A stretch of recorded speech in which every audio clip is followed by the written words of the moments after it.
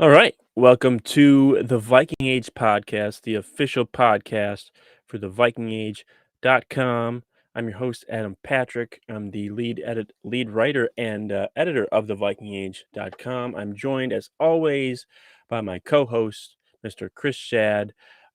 Make sure you are subscribed to this channel, like this video, do whatever you got to do on our brand new, I guess it's not brand new anymore, but it's pretty new. This is our YouTube page for the site. So make sure to help us out by subscribing and liking. And also, before we get started today, make sure to follow the Viking Age on Twitter and Facebook. You can follow us on Twitter at the Viking Age. You can follow us on Facebook by heading to facebook.com/the Viking Age. All right, let's just get right into today's topic, Chris, and that is that the Vikings are reportedly, according to the Star Tribune's Ben Gessling, trying to trade Pro Bowl defensive end Danielle Hunter. So on Wednesday, Gessling put out this report that the Vikings are trying to trade Hunter this year. He is 27 years old. He missed the entire 2020 season with a neck injury. He played in 7 games last season before tearing his pectoral muscle. But in those 7 games, he had 7 sacks and 21 pressures. This comes after the Vikings just gave an extension to Kirk Cousins, which kind of makes it seem like they're indicating that they still want to compete, which makes this news kind of confusing. So, Chris, what are the Vikings doing? Should they trade Hunter after they just extended Kirk Cousins? Um, you know, wasn't his extension a sign that they want to compete? And if so, then why are they going to possibly trade Danielle Hunter? Well, let's start with what are they doing? They're trying to be super competitive, not Yeah. just competitive, super competitive. And I don't really understand that because you have a roster that's missed the playoffs 3 out of the last 4 years. And I don't understand. Like, it's like they want to keep everybody over the age of 30. And it's like a section of Vikings Twitter, who I'm not calling out, but I'm just kind of putting it out there, that they like to think that these players are still in the same era as the 2017 players with, Yeah. Anthony Barr, Eric Kendricks. They're all pros. They're all pro bowlers. They'll be fine. Well, no, they're not, because 2017 was 5 years ago. When looking at this roster, Danielle Hunter is 27 years old. Yeah, he's coming off of 2 major neck injuries, but he looked great before he went down against Dallas last year. Just And one neck injury. yeah, You said you sorry, said neck you injury said and then you a said, pectoral. you said 2. Who's I was like, counting? okay, if it was 2, then I'd be like, okay, you can trade it. But it's only one. Yeah, you can get him away. Yeah. I've seen this on Twitter that maybe the Vikings have a bigger plan involved, and Mm, that includes getting Zadarius Smith, who backed out of an agreement with the yeah. Baltimore Ravens today. Yeah. But extending Kurt and trading Hunter is very interesting. Like, it, like they have to get a big return for him, because if they don't Mhm. get a big return for him, like it's not worth it, right? If they can get a first round pick for Danielle Hunter or some kind of package, that's a hell of a deal. But Yeah. if you're just sitting there going, well, we're just going to trade him because he doesn't want to be here or whatever, well, that just doesn't make sense to me. So I think the Vikings are trying to create cap space, because I don't know what they're doing. I don't know if they know what they're doing. Like, this, I don't this is really crazy right now. I wish I had a better answer, but yeah. Yeah, I think, Kwesi Adofo-Mensah spoke today, introducing the Vikings' 2 top signings, Harrison Phillips and, Jordan Hicks. Not really sure why those 2 needed a press conference, but, whatever. So they introduced those guys, and he talked about, how this pretty much is like a slow process, and just because they didn't get guys in the first wave, they still should be able to build a solid team. Um, but yeah, I was sitting there today trying to figure out what they're doing, and in my head, I'm like, okay, so they extend Kirk Cousins, um, and then are they looking to move on from some of the guys on defense? Because we've heard that Eric Kendricks he could be on the move, but he's probably likely to stay. And obviously they got rid of Michael Pierce, and not so sure about Patrick Peterson coming back or not. So are they trying to maybe they're trying to rebuild the defense and stock up on young players this year, and then the offense is next year when you draft a quarterback and maybe move on from Adam Thielen and move on from Dalvin Cook and try and replace those guys next year. So that way you have a solid young foundation on both sides of the ball come 2024, which I would believe more if Adolfo-Mensah and O'Connell had contracts that were longer than 4 years. But because they only have 4-year contracts, now I'm like, okay, so you're going to waste 2 years and then hope that this plan works.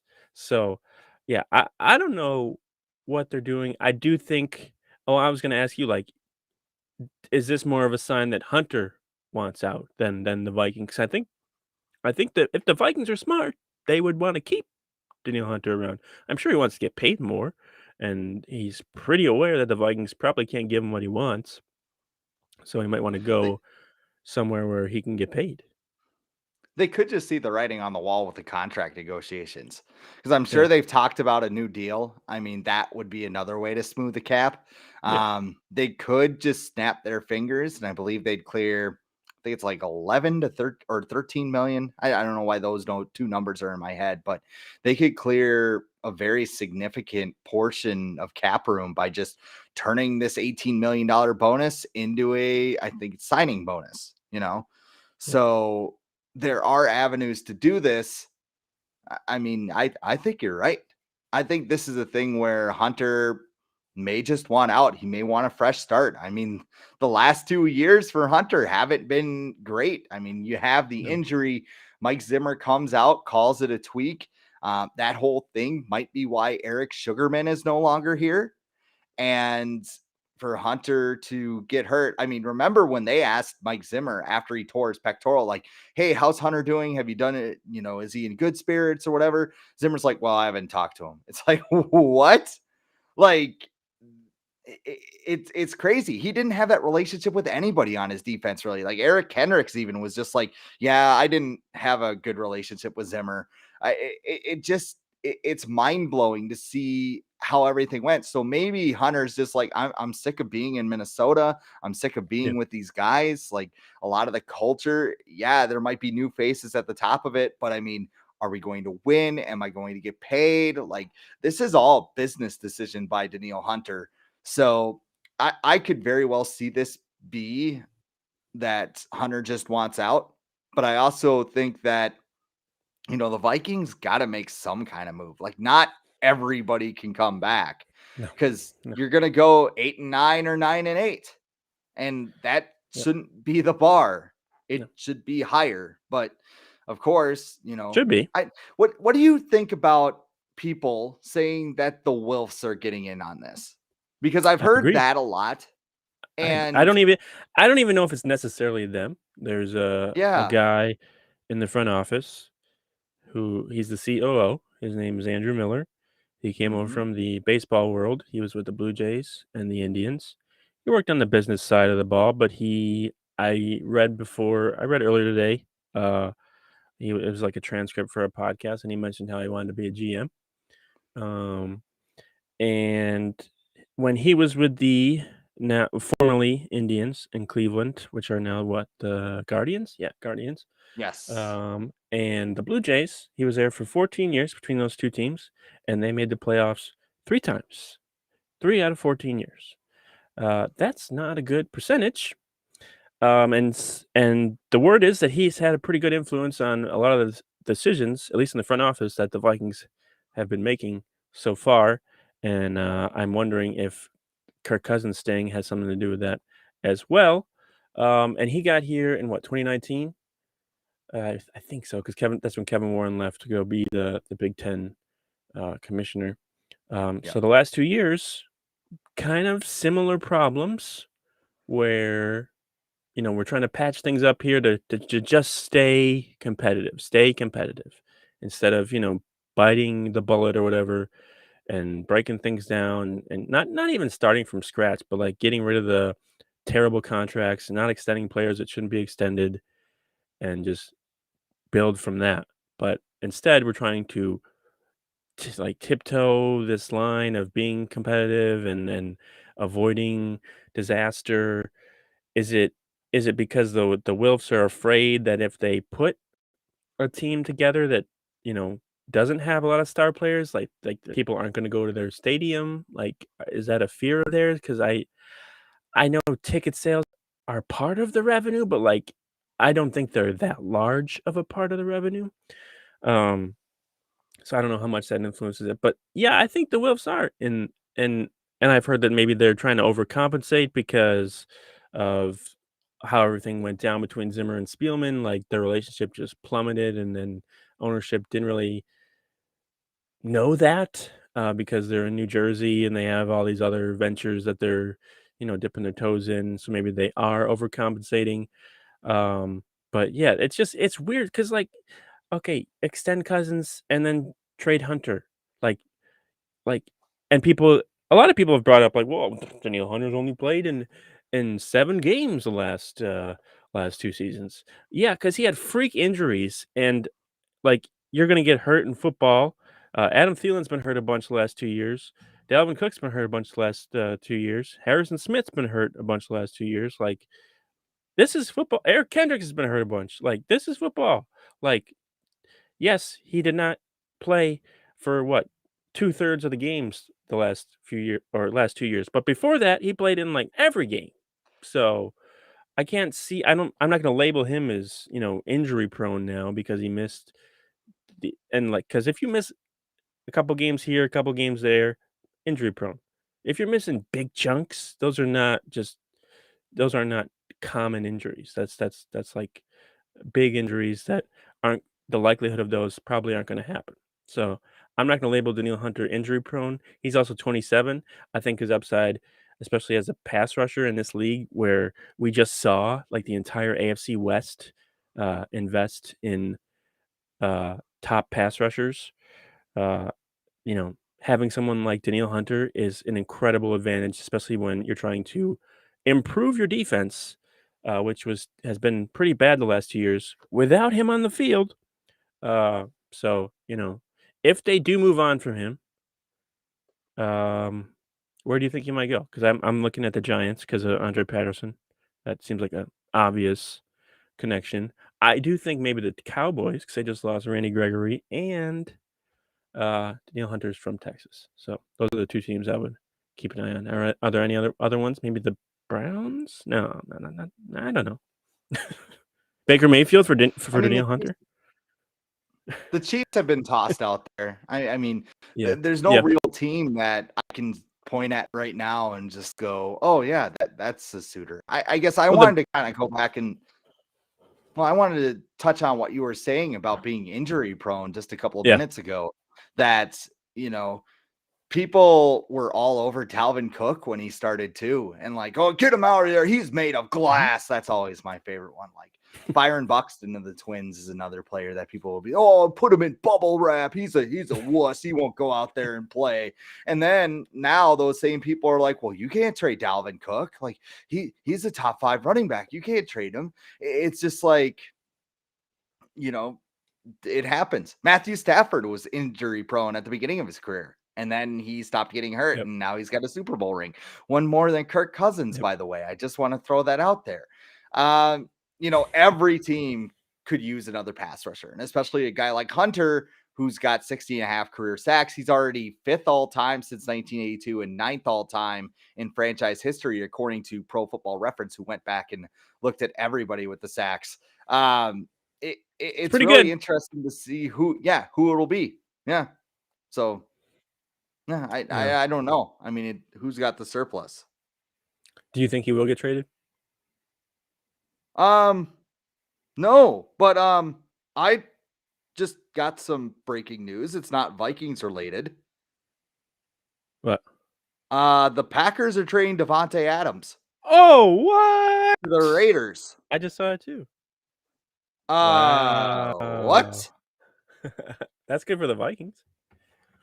Yeah, that is Not good for Aaron Rodgers, who was just like, "Yeah, I'm coming back," and okay, we're gonna trade away your favorite receiver. okay. Oh well. Yeah. So I mean, maybe this window to compete's a little bit more open than we thought.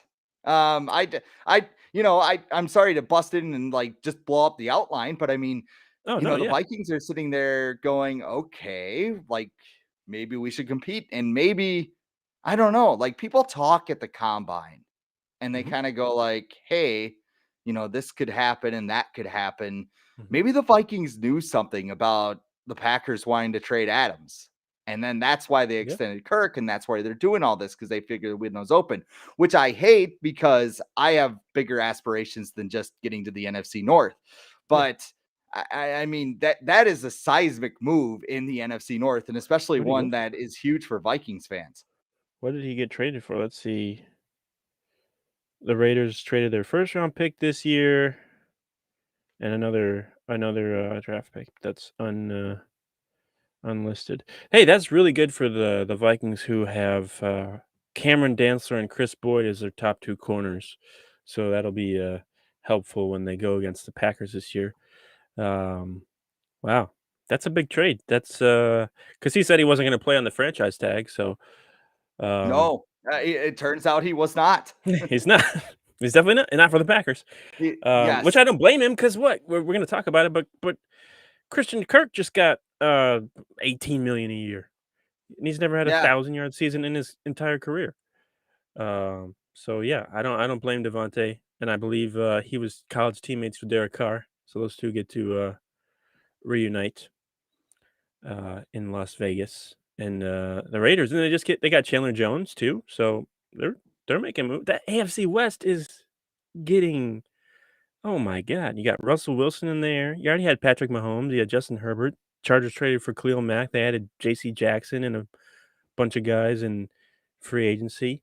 There's obviously you have the Chiefs. Now you got the Raiders trading for Devontae Adams, and they got a new head coach, and they got Chandler Jones. Like that AFC West. You know what? Knowing this, I'm not surprised Aaron Rodgers was like, nah, I'm not going to go to the Broncos because I have way better chance of winning in Green Bay.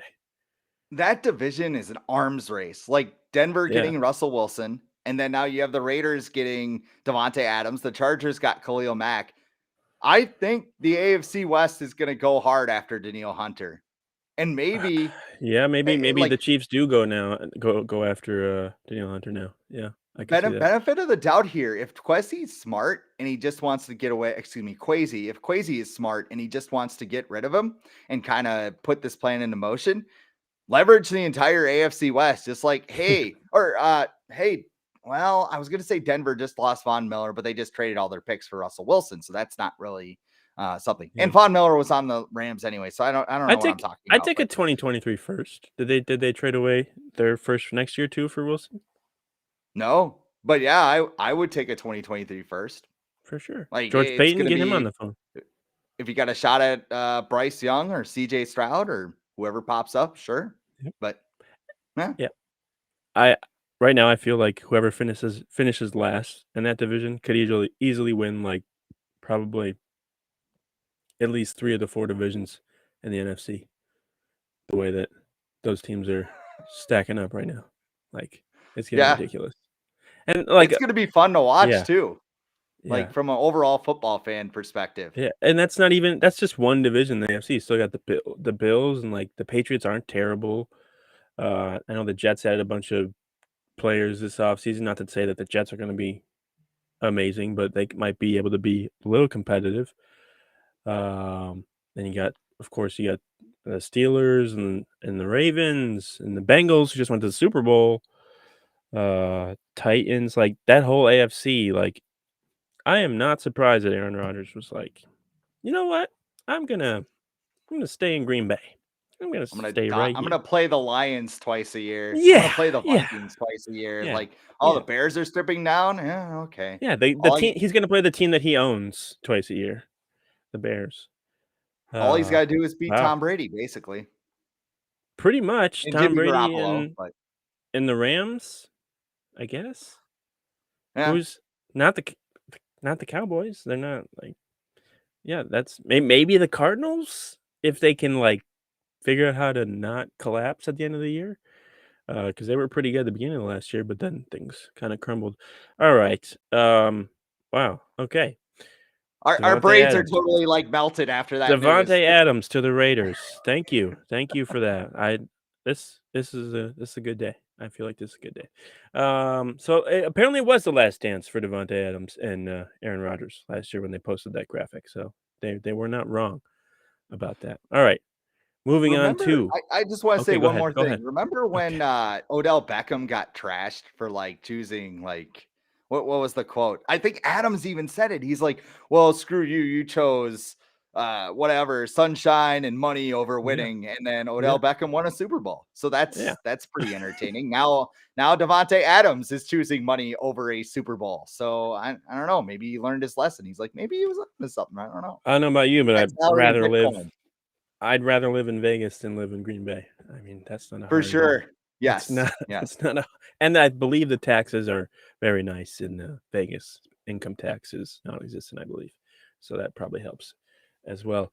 Alright, moving on to Vikings free agency. Free agency has been going on since Monday. Unofficially, the first 2 days were the legal tampering period, but deals just get done, and this year I noticed, like, teams are just like, "We don't even care, we're just gonna announce them anyways," like, on their social media channels, they just announce everything. I think even the Cowboys announced Randy Gregory, and then he was like, "Actually, I'm gonna go to the Broncos." So Yeah. they enjoyed that, but so far, the Vikings have signed let's see, they re-signed Greg Joseph, they gave him a tender, it's a one-year tender of, over a little under $3,000,000, so they and it's like a first rights of refusal tender so they can match it without losing any draft compensation or whatever. They signed Harrison Phillips, a defensive tackle who came from the Buffalo Bills, to a 3-year deal worth 19.5 million. They signed former Cardinals linebacker Jordan Hicks to a 2-year, 10 million deal. They re-signed punter Jordan Berry, which seemed like it was probably going to happen because because he's the holder too, so you like to keep the holder and the kicker together, and that seemed to be pretty good. And he was good. I think Yeah. he was pretty good. Last he had like a punt blocked or whatever, but whatever. That's probably not his fault. They signed tight end Johnny Munt from the Rams, who I believe has 10 career catches since he's been in the NFL since 2017. So that's exciting. And Interior offensive lineman from the Broncos, Austin Schlottman, who I believe has 7 career starts, so he's gonna probably take over the role, the Dakota Dozier role, the, Jeremiah Searles role that the Vikings just have a utility interior offensive lineman who starts way more many games than they should. So that's those are the exciting Viking signings that they've had so far. Their departures are Mason Cole, the center Baby. slash guard who went to the Steelers. He got a pretty nice deal from the Steelers. 3 years, 15.75 million. Xavier Woods, safety, went to the Panthers. Ironically, the same exact deal, 3 years, 15.75 million, that Mason Cole got from the Steelers. Tyler Conklin, bittersweet to see him go. It's probably going to happen. He had to get his bag, so he went to the Jets, got a 3-year deal, 21 million. The Vikings were not going to be able to give him that, so I have no problem with him going to get that money. Michael Pierce was released, and I just saw he re-signed with the Ravens, I believe, to a 3-year deal. So he's going back to Baltimore, where he came from. Dakota Dozier reportedly not coming back. Just I'm holding back the tears for that one. And Mackenzie Alexander also not coming back. I believe the 116th ranked cornerback by PFF last season out of 116. So of the new additions that I mentioned, Chris, which one intrigues you the most? Um, eh, like I struggled because I wrote my own notes like for the Mhm, show, and I'm just mhm, like, am I interested in any of these? And I'm just going through the line. Like Greg Joseph, he's fine. I mean, yep, maybe you bring in an undrafted rookie as some competition and let that yep, kind of fly. Harrison Phillips, I mean, I'm not going to get excited over a nose tackle in that 3-4. That's kind of what it is. So I mean, he's got experience in that. He can kind of man whichever position the Vikings have in mind for him. So I'm not upset with it. I just think it's ridiculous. You cut one high priced nose tackle to sign another nose tackle. Jordan Berry, good punter. Johnny Munt, I don't know, coach's pet signing. It seems like Kevin O'Connell's is kind of into that. And then Austin Schlottman, fine. But the one out of all these, which I could have just said right away, is Jordan Hicks. He played kind of more of a pass rusher role in Arizona. So I don't think he would be next to Eric Kendricks in a 3-4 defense. He would probably be that pass rushing role, which makes me wonder about Anthony Barr. Like the whole Barr thing is kind of interesting to me because he came into the league and a lot of people thought he could be a fit in a 3-4 defense. Mike Yep. Zimmer drafted him because he believed he could have the best of both worlds. He could have a 4-3 linebacker with the tools of a 3-4 linebacker. So Hicks, I mean, he's been a solid starter in the league for about 7 years. He was in Philadelphia, won a Super Bowl ring with the Eagles. God, that still stings. The Arizona Cardinals, very good. Zaven Collins just kind of replaced him because he was just more of a raw talent type of guy. He's intriguing to me because I don't know what's going to happen next. Because I feel like the Vikings need a couple more linebackers, but I think Jordan Hicks can do a good job and be an impact player, kind of more like a better man's version of Nick Vigil. Yeah. Side note, I don't know how many people know this, but I also cover the Cardinals for Fansided. I run the site that covers them. It's called raisingzona.com. Go check it out. So I'm very familiar with Jordan Hicks. He actually he played inside a bunch because they play like kind of a 3-4 as well. So I wouldn't call him a pass rushing linebacker. He's good at pass rushing when he's asked to. Like I believe he was one of the highest graded pass rushing linebackers or whatever of last year. But he lined up on the inside a bunch because they drafted Zaven Collins in the first round last year to essentially replace him. And the thought was like, okay, Jordan Hicks is gone. Like everyone thought he was gone. And he was just like, no, I'm not. And turned out like he just kept that starting role the whole year. Zaven Collins was pretty much on the bench. And this year the Cardinals were like, all right, we gotta move on or whatever. But yeah, I'm excited. I'm I wouldn't say I'm excited about that signing. It's not like a big signing, but I feel like it's a solid signing. It's better than a Nick Vigil or whatever random linebacker they've gotten over the last few years, Todd Davis or whatever. And then the Harrison Phillips thing, I like that because he's been very good against the run. And if there's anything that the Vikings they have needed in the last few years, it's been someone to help stop the run. They got these two massive defensive tackles last year, and they couldn't stop the run. So, get someone who is known to be able to do that. And they got someone in Harrison Phillips. I believe they wanted to keep Michael Pierce, but they wanted him to take a pay cut, and he was like, "No, I'm not. I'm not going to do that." So he didn't, and he went and got signed by the Ravens. So good for Yeah, him. What do you I got? think Darren Wolfson said too that he just felt like he wasn't a fit in this scheme, which is weird because it's a 3-4. But Right. him Yeah, he going said he back wanna to play nose tackle. Baltimore, right? Yeah, it's like, where do you think you're gonna play, man? Yeah. Like 3-4 linebacker. Yeah, That would have been cornerback. awesome to see. Don't get me wrong, but He'll be it's the like, no, he'll be the okay, hybrid safety linebacker in the middle there, big 340 pounder, just in the middle of the defense. That'd be a sight to he's see. gonna play running back. Yeah, alright, what departure do you think will the Vikings regret the most? Because there's some decent names that are no longer with the Vikings. What do you think? Uh, maybe Mason Cole. Yeah, I was thinking Maybe. that. I mean, Yeah. none of these are like earth-shattering ones. Like people No. are like, "Oh yeah, Tyler Conklin left." Man, the Yeah. Rams, Kevin O'Connell's offense didn't really use two tight ends all that much. No. So I mean, bringing No. in Johnny Munt to kind of fill that role at a very cheaper price, like I kind of joked it was a coach's pet kind of move, but Yeah. you don't need a highly paid second tight end in this offense. And if Irv Smith Jr. is going to stay healthy, you know, that's who's going to get the ball. Now I will say that if Irv Smith does not stay healthy, they are screwed. So I think they need to draft one. I think they need to find somebody as like a contingency plan.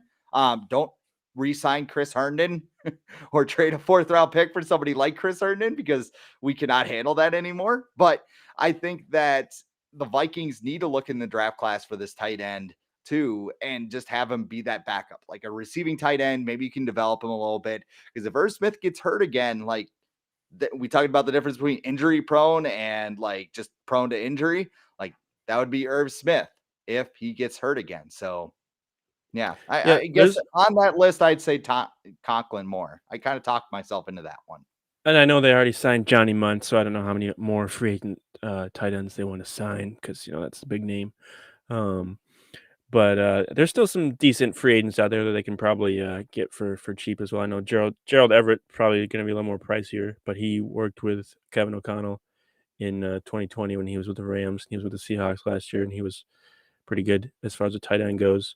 But like you mentioned, they don't run a lot of 2 tight end sets, so it might not make sense for them to invest in 2 tight ends. Um, but yeah, that's a position they need to start thinking about for the future. Because yeah, Irv Smith, all we've heard about him his entire career is all this. He's gonna break out. It's potential. He's gonna break out. He's gonna break out. And it's what, year 4? Yeah, year 4.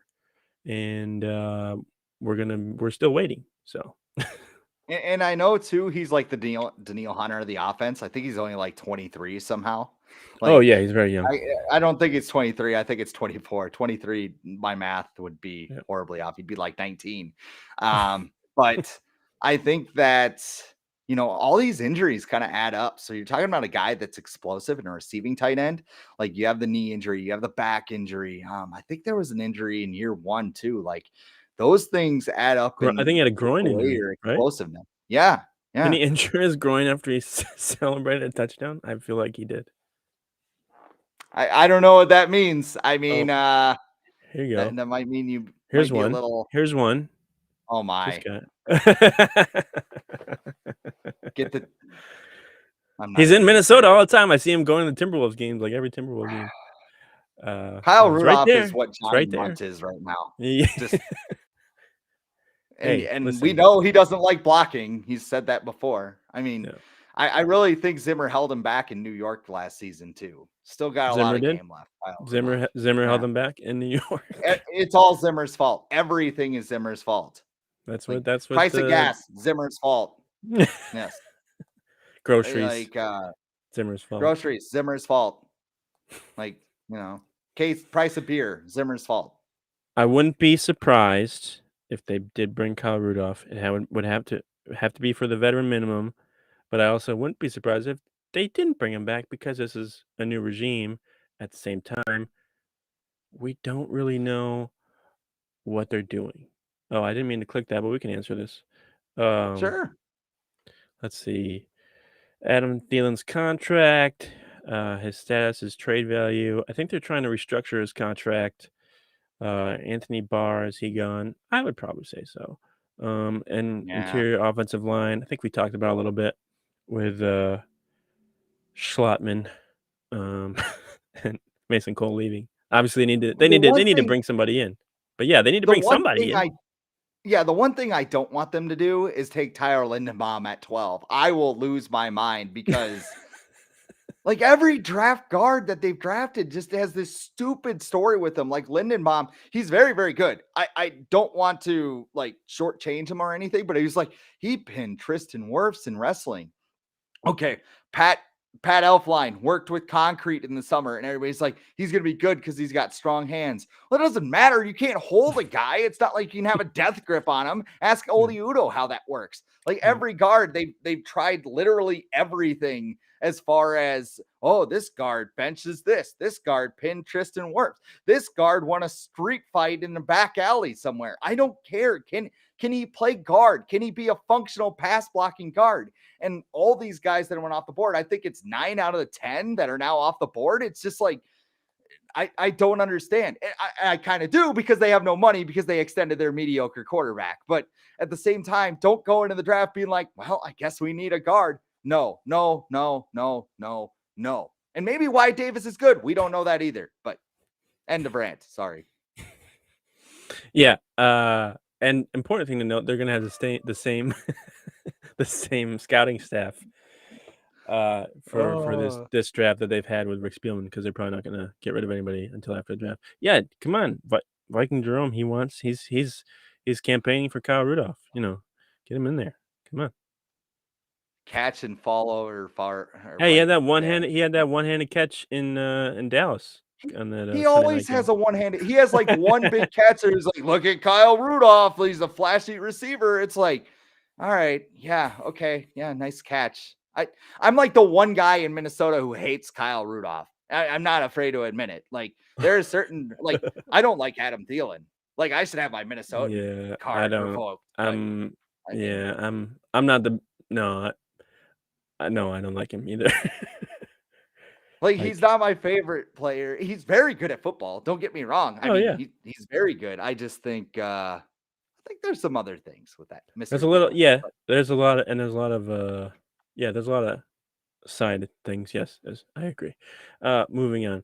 Well, let's close this out by talking just the broad spectrum of free agency around the NFL because the Vikings we're not gonna, beat around the bush here. Didn't really make too many exciting moves.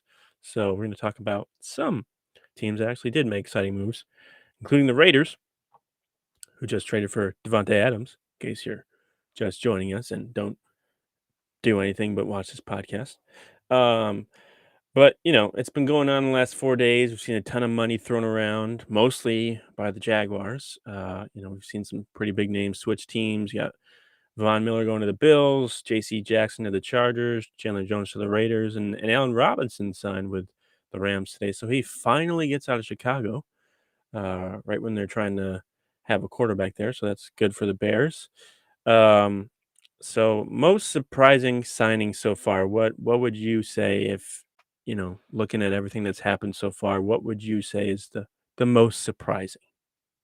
I think I was surprised by Von Miller going to Buffalo and getting Yeah. a 6-year deal. He's 32. He got a lot of money, and he'll be 38 by the end of that deal. Now, a lot of those deals are uh, like 3 years or whatever, and they can cut them and save a whole bunch of cap space or whatever. But like, I just got sticker shock at that. I'm like, you're gonna give him how long of a deal? Like, he's still one of the best pass rushers in the league, but I mean, he's had a torn Achilles in his career. He's had a torn Yep. ACL in his career. And like I mentioned, those injuries add up and sap your explosiveness. So contract details weren't out when I looked it up. So maybe they got a good out in there. But 6 years is kind of whoa. I think I read somewhere that it's essentially like a 3-year contract. Like they can get out of it Yeah. pretty easily after 3 years. So it's not as terrible as maybe it sounds. And plus, it just seems like the Bills are going all in. Like this Mhm. year and probably next year, they're going for the Super Bowl, and I don't blame them. They had a bunch of pieces to get there. So this is their window to do that, and they're going all in. And Von Miller just won a Super Bowl with the Rams after they just got him. So why not bring him to the Bills and help you out? To me, the most surprising somebody I mentioned before was Christian Kirk. Yeah. It did not surprise me that he was signed because I thought he was covering the Cardinals as well. I thought he was an up and coming receiver. I thought he'd get a nice deal somewhere else, but the Jaguars gave him 4 years for 72 million, and I believe it's 84 million max. So like 18 million a year for a receiver that's never finished with at least 1,000 yards in any of his 4 seasons in the NFL. Uh, like Bernard Varian's going holy shit over that contract. but I was like, like, what? yeah, but are the Jaguars just burning money? Like, do they like is Tony Khan just is his dad just like throwing money into the Pacific Ocean or not Pacific? That would be over here, the Atlantic Ocean. Well, Um, their yeah, attention's divided. Tony it Khan's is. got It is. AEW, which It has is. been wonderful, It is. as somebody that's gone to an AEW show. And then Yeah. you have his dad who owns a soccer team. I can't remember the name of it, but it's just like I Yep. don't know if they just like, hey man, we need yeah, do whatever, do it. I got to figure out. God, I'm not even gonna name a soccer Just player because like I'm sure I'd offend someone. But oh, hey Tony, can we get like 14 million a year for Christian Kirk? Not now. I got to talk to Moxley and Brian Yeah, Danielson, and yeah, yeah, like I gotta go do promoter stuff. Like not now, man. So yeah. maybe that's just Great, what's going on. great cage match last night, by the way, as well between Britt Baker and Thunder Rosa. I caught some of that, and I always enjoy when the women are allowed to do like cage matches and hit each other with chairs too, because I don't think we're used to seeing that, and it's starting to become more normal. But I digress. That's the wrestling part of this podcast. All right, so the most underrated signing so far. What would you say has been the most underrated signing of free agency so far? I had to think about this because there's a lot of like top guys that I'm kind of Hmm. like, well, not so much. And I was going down the list. I'm like, eh. I had Cedric Milson to Miami, which is Hmm. kind of a weird one. I know Hmm. they have Jalen Waddle, but like outside of that, you got Will Fuller, who's either suspended or hurt all the time. Yep, And Tua needs weapons down there. And I think Wilson and Teddy kind too. of came on. Yeah. Yeah, and they got Teddy down there as well. But I mean, Wilson kind of came on with the Cowboys a little bit. I mean, he's a Hmm. good receiver. He could be a 2 or a 3. So I Yeah, I think that was a good move. The other one I had was DJ Chark going to Detroit because I don't yeah, think Jacksonville was very functional. And I know that Chark, I want to say he's had 1,000-yard receiver, 1,000-yard season before. So that I he's think got so. one up on Christian Kirk. Yeah, And Detroit is barren as well. They don't have a quarterback. They still have Jared Goff. Maybe they'll trade for Baker. I don't know. they could draft Um, somebody. get one get one problem child to another. That's possible too. Yeah. They worked with Malik Willis at the Senior Bowl. They could just say, yeah, we're just gonna take They Malik Willis at 2. everyone. Screw it. Yeah, I was gonna say everyone's got them going, or Aiden Hutchinson or whatever going to them. So if he's not going first. Um, so yeah, but they need a quarterback. So I don't. Maybe it's so weird when like you're like a team like the Lions and it's like you need a quarterback, and they're like, yeah, but this Mhm. team's not that good. And it's like, but you need a quarterback, like Jared Goff. Like I don't know. It's the Lions. I'm not gonna put too much thought in what they do. I had Hassan Reddick. He was with the Panthers last year, the Cardinals before that, and he signed a 3-year, $45 million deal with the Eagles. And I believe he went to Temple, so it's kind of like going home for him. He has had 23 and a half sacks and 67 pressures in the last 2 seasons, and he's never missed a game since entering the league in 2017. So I think the Eagles, it didn't make too many big headlines, but I think of the pass rushers that signed around the league, I think he's going to make a big impact for them, unfortunately, because I love watching the Eagles fail, and I'm sitting here every moment hoping that the Saints don't get Deshaun Watson, and if they do, it'll just give me another reason to dislike the Saints as well. So that moves on. That moves us on to my next question, which also is kind of in this free agency around the league thing, which is what team do you think Deshaun Watson is going to end up with? Because we're all waiting to find out. It sounds like Falcons and Saints, which is really It does. interesting because that's like the Packers Vikings rivalry of the Yep. South. Like they Yep. hate each other. So Yep. like imagine the Vikings and the Packers were like fighting over a quarterback at one point. Like it just Greg never happened. Jennings, Yeah, exactly.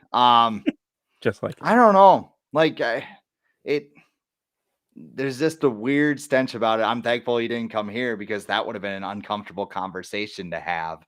Mhm. Um yeah, I mean, as far as a better landing spot goes, I mean, Atlanta's kind of got to rebuild. They're without Calvin Ridley, so I don't know who your top target is down there.